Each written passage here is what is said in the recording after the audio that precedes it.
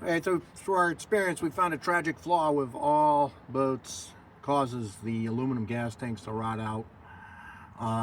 We just discovered this on a brand new Grady White, and it's very simple, easy to fix, easy to check.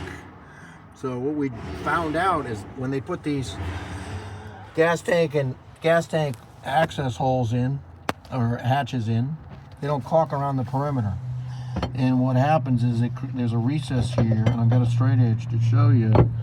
All that gap there will hold water, and if anything holds water, it's basically a little micro funnel, and the water's being replaced from rain. And also when you clean the boat, and an added problem is the cleanser is quite often corrosive, so that'll corrode a tank real good. So what we've done to show it and make a better video, we put a paper towel under here.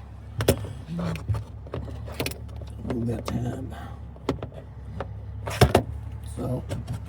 So we're gonna pour water on here, put this back, wait about 15 minutes, and that should be wet. So where's the water? Just pour this on here. You'll see it'll pool up. It's real gentle. See that? Pulled up nicely. So we'll wait. We'll let that soak in. We'll come back. That paper towel should be wet about an hour, and that'll be our proof. Soak this in, and actually it was less than 5 minutes. Water just went in there like we predicted. So let's see if that paper towel is wet. I think a little bit. So we put maybe a cup of water down there. It's already on the tank. So you can imagine you're washing your boat, or it's raining out.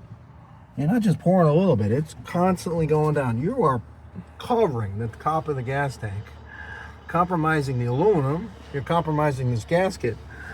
And I tell you, when you get a leak there, then the tank becomes a funnel, and you get gallons and gallons of water in your boat. So keep all this sealed. You also check this seal, check this O-ring.